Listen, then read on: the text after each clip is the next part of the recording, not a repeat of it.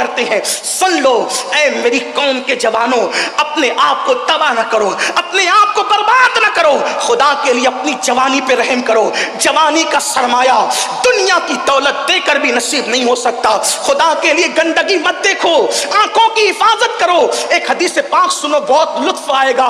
امام المتکلمین علامہ نقی علی خان اپنی کتاب میں لکھتے ہیں کہ میرے آقا علیہ السلام نے جنت نعیم کا ذکر کیا. صحابہ نے پوچھا یا رسول اللہ یہ جنت نعیم کس کو ملے گی؟ تو آقا فرماتے ہیں جو اپنی آنکھوں کی حفاظت کرے گا اللہ اس کو جنت نعیم میں بے حساب داخل فرما دے گا, بے حساب اس کو جنت نعیم میں داخلہ نصیب ہوگا. آنکھوں کی حفاظت کرو. قرآن کہتا ہے قل للمؤمنین یغضوا من ابصارہم, مومنوں سے کہہ دیا جائے وہ اپنی آنکھوں کی حفاظت کریں. لوگ کہتے ہیں رسول اللہ کی زیارت کا کوئی طریقہ بتایا جائے, کوئی وظیفہ بتایا جائے. میں کہتا ہوں کوئی وظیفہ نہیں, اپنی آنکھوں پہ کنٹرول کرنا سیکھ لو. مٹ جائے یہ خودی تو وہ جلوہ کہاں نہیں, جدھر نظر اٹھاؤ گے جلوہ یار نظر آئے گا. اپنی آنکھوں کی حفاظت تو سیکھے مسلمان. تو یہ فرمایا قیامت کے دن کچھ لوگوں کے ہاتھ حاملہ ہوں گے اور اللہ پوچھے گا ان کے ہاتھ حاملہ جو ہے اس لیے ہے کہ انہوں نے اپنے ہاتھوں سے اپنے سرمایے کو ضائع کیا تھا. دوسری چیز زنا. بس دو باتیں, بات پوری. زنا, اللہ اکبر. اللہ کے رسول علیہ السلام فرماتے ہیں اللہ پاک ہر گناہ کی سزا آخرت میں دے گا, ہر گناہ کی سزا آخرت میں دے گا. لیکن زنا وہ چیز ہے, ظلم اور زنا, اللہ اس کی سزا دنیا ہی سے دینا شروع فرما دیتا ہے. لمحوں کے گناہوں نے صدیوں کی سزا پائی. اللہ کے رسول علیہ السلام فرماتے ہیں شادی شدہ عورت سے کوئی زنا کرے تو آقا فرماتے ہیں پوری امت پر جتنا عذاب ہوگا اس کا آدھا عذاب شادی شدہ عورت کے ساتھ زنا کرنے والے پہ ہوگا. آدھا, سب کے آدھا, پوری کائنات کے لوگوں کے آدھا عذاب شادی شدہ عورت سے زنا کرنے والے کے اوپر ہوگا. اور آقا فرماتے ہیں اس کو تارکول کا لباس پہنایا جائے گا, اس کو تانبے کی قمیص, پگھلی ہوئی قمیص پہنائی جائے گی اور اس کی شرمگاہ پر جہنم کی آگ دہکائی جائے گی. یہ تو بیان سے باہر ہے. اور تیسری چیز جو فحاشی کی وجہ سے سامنے آتی ہے وہ ہے بدفعلی, مردوں کا مردوں کے ساتھ بدفعل. اللہ کے رسول علیہ السلام نے فرمایا قیامت اس وقت تک قائم نہیں ہوگی جب تک کہ بدفعلی کی کثرت نہ ہو جائے. بزرگوں نے فرمایا اگر بدفعلی کرنے والوں کو دم نکل آئے تو تمہارا رستہ چلنا مشکل ہو جائے.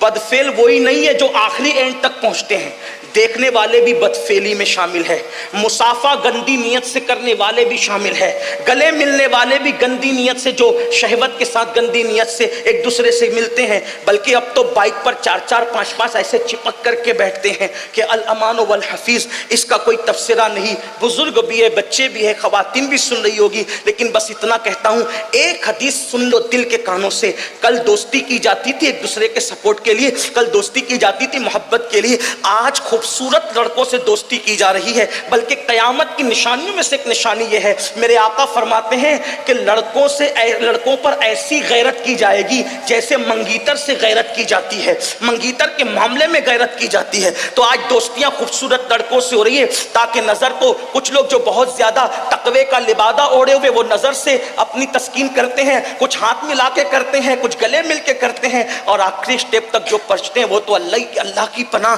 اللہ ہمیں اور ہماری قیامت تک نسلوں کو محفوظ رکھے. اتنا سن لے بس, جو کرتے ہیں اللہ کرے ان کے کان تک یہ روایت پہنچے.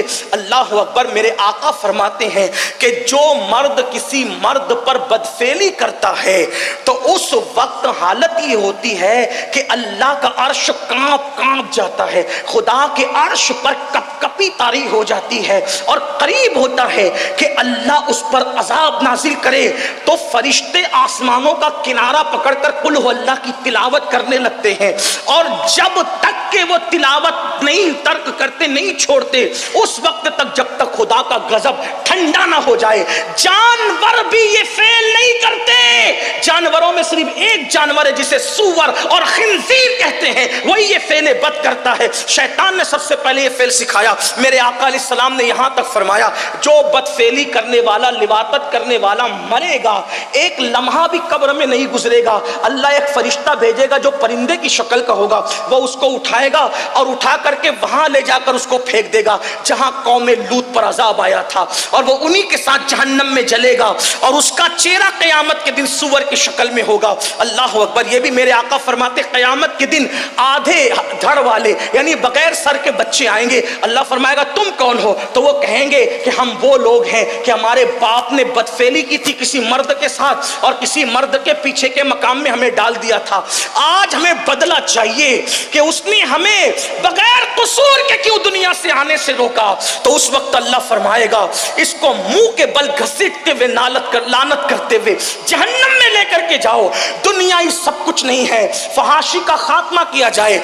یاد رکھیے میں آپ سے عرض کرنا چاہتا ہوں اپنے بچوں کی شادیاں جلدی کرو، بیٹیوں کی شادیاں جلدی کرو، شادیوں میں تاخیر مت کرو۔ فرمایا حدیث پاک ہے کہ جس نے بیٹا بیٹی کی شادی میں جان بوجھ کے تاخیر کی اور وہ پھر زنا میں مبتلا ہو گئے تو اس کا ذمہ دار صرف بیٹا بیٹی نہیں بلکہ ماں باپ بھی ہے۔ کچھ لوگ کہتے ہیں ابھی میرا بچہ بڑا کہا ہوا تو بوڑھا نہیں ہوگا تو وہ کب سے بڑا ہوگا؟ کوئی اپنے آپ کو بوڑھا سمجھنے کے لیے تیار ہے دنیا میں؟ تو یاد رکھیے کم از کم اپنے آپ کو بوڑھا نہیں سمجھتے تو ان کو تو جوان سمجھ لو، اور بالغ ہو گئے تو شادی کی عمر ہو گئی۔ یاد رکھیے میرے آقا فرماتے ہیں 3 چیز میں تاخیر نہ کرو، نماز کا وقت ہو جائے تو تاخیر نہ کرو، تدفین کا وقت آ جائے تو تاخیر نہ کرو، جنازہ تیار ہو اور بیٹا بیٹی بالغ ہو جائے تو ان کے نکاح میں تاخیر نہ کرو، نکاح جلدی کرو۔ کچھ کہتے ہیں مولانا کھلائیں گے کیا، کھلائیں گے کیا؟ میں کہتا ہوں اللہ کے رسول نے یہی تو فرمایا جب نکاح کی فضیلت بیان کی، وہ صحابہ نے کہا حضور ہم غریب ہیں رکھیں گے کیا، کھلائیں گے کیا؟ تو آقا فرماتے ہیں نکاح کرو اللہ تمہیں مالا مال فرما دے گا، نکاح کی برکت سے مالا مال ہو جاؤ گے، لیکن نکاح اسی وقت کرنا جب کم سے کم بیوی کا نفقہ پورا کر سکتے ہو، ایسا نہ ہو کہ اس کے ساتھ جو ہے کھلواڑ ہو۔ اللہ تعالیٰ توفیق دے۔ میں نے جو ہے وہ کچھ وقت زیادہ لیا، اس کے لیے معذرت کھاؤں۔ اللہ پاک سے دعا کرتا ہوں عمل کی توفیق دے۔ گفتگو کے درمیان اگر کوئی غلطی ہو میرا اللہ مجھے معاف کرے، اور آپ سے گزارش ہے آپ جہاں کہیں سے آئے ہیں جو پیغام پیش کیا گیا اس پر عمل کی کوشش کریں، اپنے علاقے میں نافذ کرنے کی کوشش کریں۔ استغفر اللہ ربی ان ربی لغفور الرحیم۔